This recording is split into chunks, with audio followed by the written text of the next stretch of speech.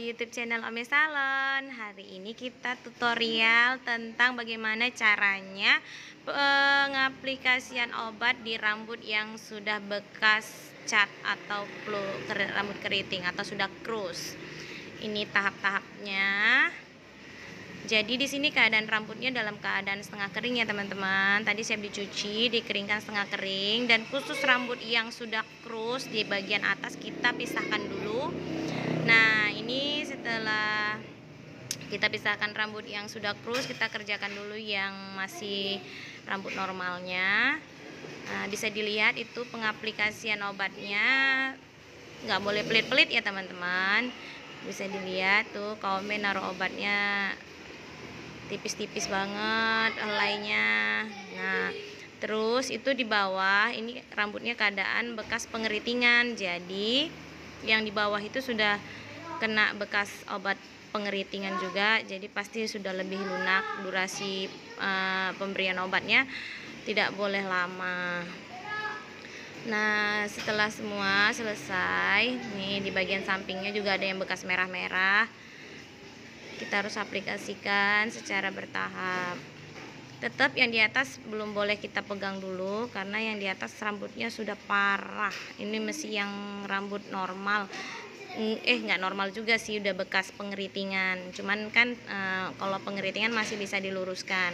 Terkecuali pelurusan untuk dikeritingkan udah nggak bisa ya teman-teman. Ini bekas pengeritingan, jadi kita masih bisa luruskan, tapi dengan syarat hati-hati. Kenapa dibasahin? Pasti banyak pertanyaan.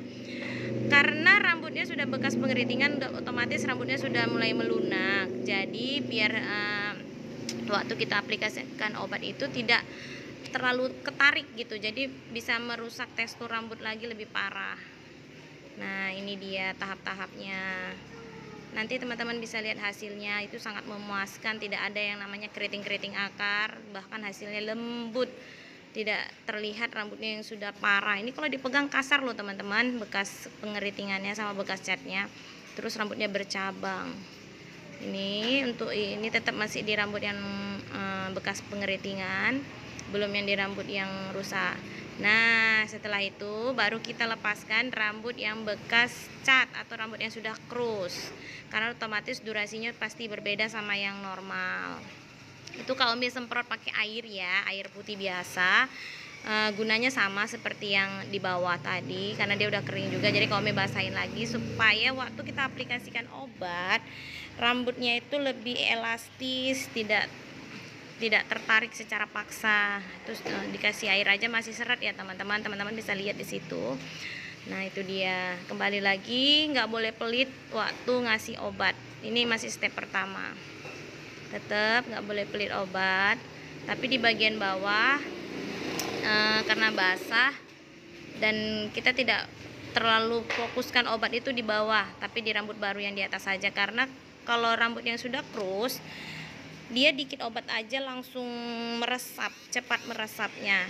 Berbeda sama yang rambut normal. Yang di atas kan normal tuh teman-teman, yang di bawah sudah sangat-sangat krus. Yang kalau dikasih obat dia langsung melunak, langsung kayak kerupuk disiram air. Nah, itu lihat. Ome tetap ngasih obatnya secara tipis-tipis helainya, tapi krimnya bisa dilihat nggak pelit-pelit krim, karena pelurusan yang baik itu tidak boleh pelit krim ya. Nah, itu teman-teman bisa lihat di bagian ujungnya, di bagian yang krus, Ome tetap kasih obat, tapi cuman sedikit. Karena posisinya yang di bawah sudah bekas pelurusan, pembleachingan, pewarnaan, dan pengeritingan. Otomatis rambutnya sudah krus. Di bagian rambut normal Ome lebih banyak kasih krimnya. Nah, itu bisa dilihat. Nanti Ome bakal tunjukin juga tahap-tahap selanjutnya. Nanti teman-teman bisa lihat dimana setelah diaplikasikan semuanya. Tetap kita harus tungguin. Khusus rambut yang sudah krus bakal Ome semprot lagi dengan air, karena durasi waktu untuk pengaplikasian obatnya udah pasti berbeda.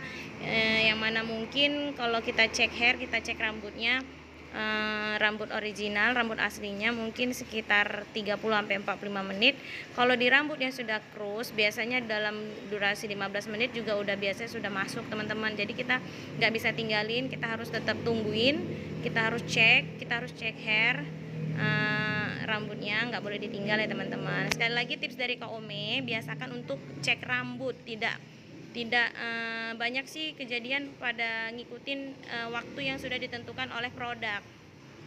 Kalau Kak Ome sendiri nggak pernah ngikutin waktu dari yang dikasih petunjuk dari produk, karena Kak Ome tetap cek hair, dimana kita harus cek elastisitas rambut. Kiranya ntar Kak Ome buat videonya gimana sih caranya Kak mengecek rambut yang sudah masuk krim pelurusan atau yang belum, mengecek elastisitas rambut. Ntar Kak Umi buat videonya ya, karena itu sangat penting buat pelurusan. Nah, kalau teman-teman udah kerjakan ini, mudah-mudahan pelurusannya tidak pernah gagal, karena Kak Umi nggak pernah gagal, alhamdulillah. Bahkan di rambut-rambut yang seperti ini yang krus, Kak Umi bisa selesaikan dengan baik. Nanti teman-teman bisa lihat dimana setelah aplikasi obat, mungkin Kak Umi bakal skip pencatokan, tapi Kak Umi bakal kasih lihat waktu pengeringan. Jadi teman-teman bisa lihat hasilnya yang sebenarnya, karena mengecek rambut pelurusan itu hasilnya itu terlihat di saat pencucian rambut kedua teman-teman. Jadi nggak usah ada kata-kata ih Kak kok siap dikeramas kembang atau apa, itu enggak. Kalau di tempat Kak Ome enggak, itu terlihat di waktu kita mengeringkan rambutnya. Nah, ini sudah, ini teman-teman bisa lihat di sini. Ini setelah selesai diaplikasikan, kenapa Kak Ome semprot lagi dengan air? Karena sewaktu Kak Ome memberi obat, yang di bagian depan, otomatis rambut krus yang di belakang itu sudah berjalan selama sekitar 15 menit. Jadi Kak Ome semprot lagi, ini namanya retouch. Ini retouch. Kak Ome usahakan untuk membuang krim produk yang ada di bawah. Kak Ome kurangi kadar produknya, terus Kak Ome semprot air supaya lebih elastis, biar rambutnya tidak ngepir gitu teman-teman, biar lebih mudah. Itu sangat bagus, ntar teman-teman bisa coba ya, itu sangat berguna dan bermanfaat. Jangan takut, mungkin ada yang bilang Kak disemprot air nggak takut gagal, alhamdulillah enggak. Nanti teman-teman bisa coba. Nah, ini adalah tahap Kak Ome semprot air lagi, dan Kak Ome buang krim obat yang ada di bagian rambut yang sudah krus. Lihat tangan Kak Ome fokus pada yang rambut sudah krus, tidak di rambut yang original ya. Nah, itu dia, Kak Ome mengurangi kadar obatnya dengan cara disemprot air. Sama seperti dicuci sih teman-teman, tapi masih ada kadar obatnya dikit, hanya mengurangi.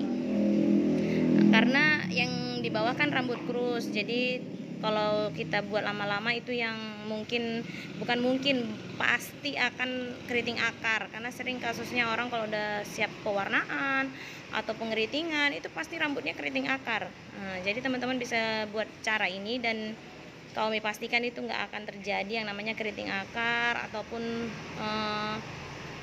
kasar, ngembang atau apapun itu, karena nanti teman-teman bisa juga lihat hasilnya langsung setelah Kak Ome keringkan, itu terlihat bagus sekali. Nah, itu tetap Kak Ome periksa, teman-teman bisa lihat Kak Ome nggak tinggalin, Kak Ome tetap pantau rambutnya, karena rambut sensitif seperti ini sangat-sangat fatal kalau ditinggal, bisa-bisa pecah-pecah, kasar, bahkan kayak rambut jagung.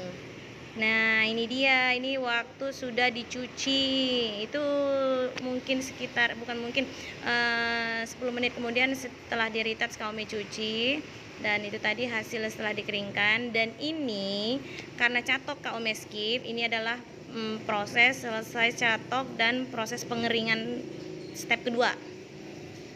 Nah, di sini teman-teman bisa lihat hasilnya tanpa dicatok kembali. Kak Ome bakal tunjukin hasilnya setelah dicuci dan dikeringkan. Teman-teman bisa lihat hasilnya super lembut, rambutnya yang kasar sudah tidak ada lagi, tidak terlihat rapi, bahkan belum dicatok kedua.